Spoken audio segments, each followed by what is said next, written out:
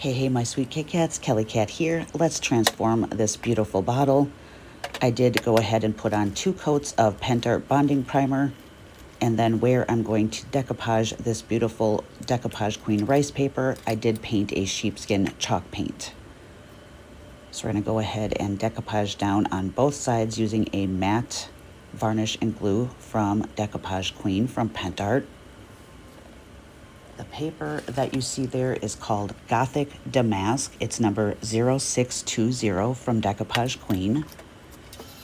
I went ahead and water cut that just using a little paintbrush and some water to give it that feathered edge. And I did that on both sides. So I'm going to dry that just a bit so we can get the other side put down here. I like to sometimes do just half at a time. Now the other half, and I go ahead with that same varnish and glue right over the top of my rice paper to seal it down. Another little dry here.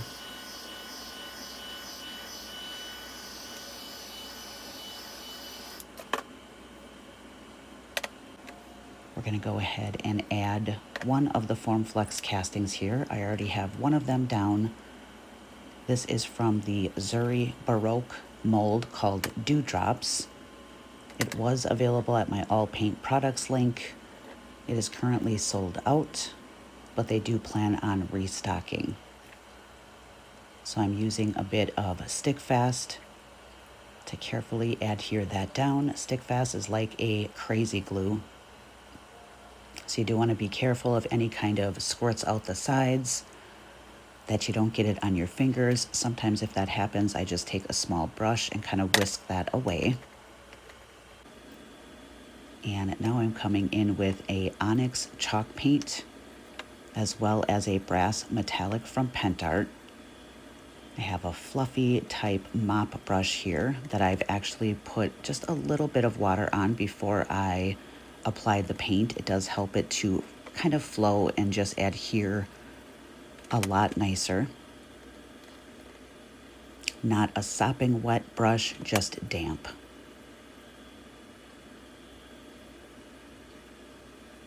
So I do spend a bit of time here kind of playing around with the colors.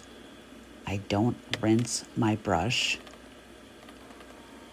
and you'll see me using a little popsicle stick there to get some of that brass metallic out, and I actually let it just blend with the black that's already on my brush, so it naturally does a little bit of blending for you. Just kind of playing around to see if I like this color combination.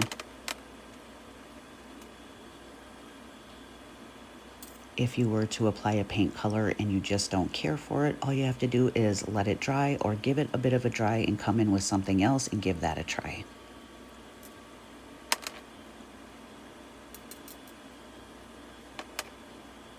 So on some of these quick videos, I've gotten some comments in the past that it's a little bit too long, and I just wanted to remind you that you can definitely fast forward through some of this.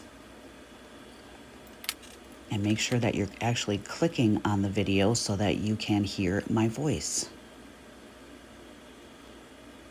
So I've switched there to a little Wet n Wild makeup brush. I love these for getting into little areas that are harder to reach, or when you need to do a little bit more of fine detail painting.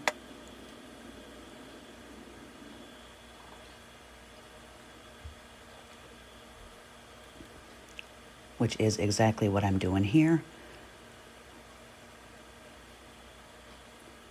It's super important, in my opinion, to go ahead and seal that rice paper before you do the painting. In the event that you were to get a bit of paint on your rice paper, you should easily wipe away with a damp baby wipe. So I usually have a paper towel and a little bit of water close by, just in case I get a little bit too much water on my brush. I like to have that paper towel there to kind of dab it off some. And if you notice that your paint seems like it's not flowing as well, or it's a little more dry, just a little bit of water on the tips of your bristles can help quite a bit.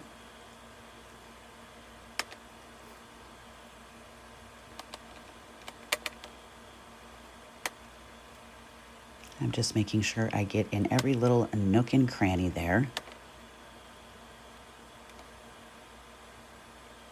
And that I have good coverage all the way around.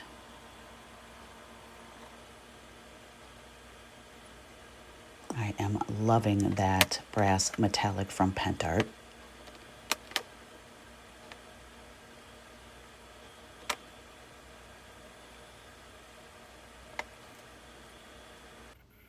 I think that is looking so nice. So I'm going to use a variety of different decoupage queen stencils here, and we're actually going to use wax paste on a stencil brush to add some extra details here. It's a little bit difficult on a curved surface, so you really have to hold it down so that it doesn't move on you. And I'm using brass wax paste as well as a brass antique paste, both of them from Pentart, and 3 different decoupage queen stencils. There's a stencil number 0008. The one that you see me using there now is a stencil number 0003. And then lastly, 0020, all of the stencils from Decoupage Queen. I think that is looking beautiful. So these are the particular areas of the stencil that I used. And I just took my time and did that all the way around the bottle, as well as just a little bit up on the neck there. And now I'm taking a bit of that same wax paste, brass and antique brass, just to highlight the texture and raise detail on those castings.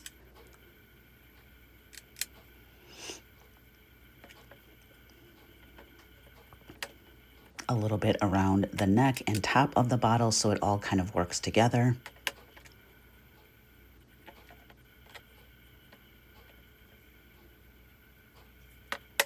I think that is so stunning against that black background. We're going to make a few little dingle dangles here. In fact, I have one already put together. So I just pull out the beads that I'm looking to put on my head pin. And you can get head pins from Hobby Lobby, your craft stores, Amazon. They do come in different finishes. So I'm just carefully picking up the beads, matching the other one I've already completed there, just for some extra sparkle. And then that top point that's sticking out, I use my little jewelry pliers there to round that into a circle, if you will, to close that end off so the beads don't fall off. It's a little bit hard to see there, I'm sorry about that. And then I have some pieces of rag rug here. Rag rug is something that you can get from the store Five Below, and you can take those apart and find these beautiful, excuse me, beautiful ribbons and different textures that are so pretty in your crafting creations. And you just tie that on there as you see fit, whatever you like. I thought that piece there was a nice match. This happens to be a bit of a more silky kind of sheer material, so I'm able to cut and tear that quite nicely. And just do a little wrapping, and then I knot that off.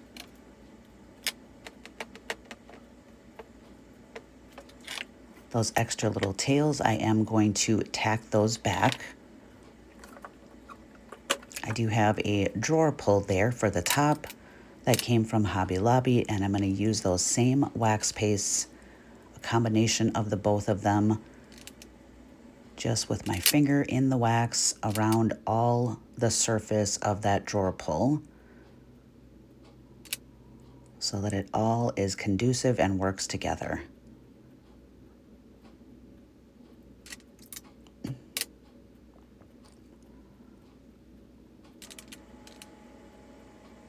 I love that you can use those wax pastes to change the finish. I grabbed a little stencil brush there so I could get down in those small little areas. I think that's going to be perfect. So here, just taking my hot glue tool and putting a bit of glue down there so I can kind of pin back those extra little tails that are hanging. I take my little Cricut tool and tuck them if at all possible, or you can let them hang longer.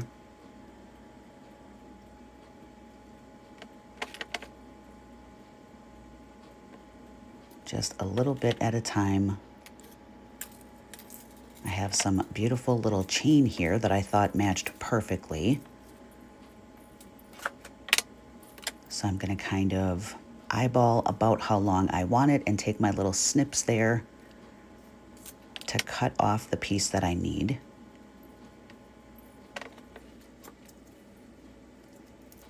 I am going to grab a little jump ring here and open that up with my jewelry tools, pulling it apart so that I can attempt to put together the two ends there so that they stay hanging on one side. I apologize, it's a little hard to see what I'm doing, but right there is where I attach that jump ring. And now those little dingle dangles that I made, I can open the end of that where I shut it earlier and attach it right to the end of that jewelry chain. One on each end. Sometimes it's a little feisty and you have to work with them a bit. And once I attach it on there, then I kind of want to take that jump ring and smush it together so that it can't come off. Just like so. And here is what it looks like all completed with that knob drawer pull glued on the top. Those beautiful stencils. I did seal everything with a combination of triple thick and Duraclear for that beautiful gloss. The stencils with the wax paste was so much fun to do on here. You just have to be a little bit patient with it. Perfectly colored jewelry chain to go with it. Our Formflex castings. I did add just a few rhinestones on the front on both sides for a bit of extra sparkle. I hope you guys enjoyed it. Thank you so much for watching.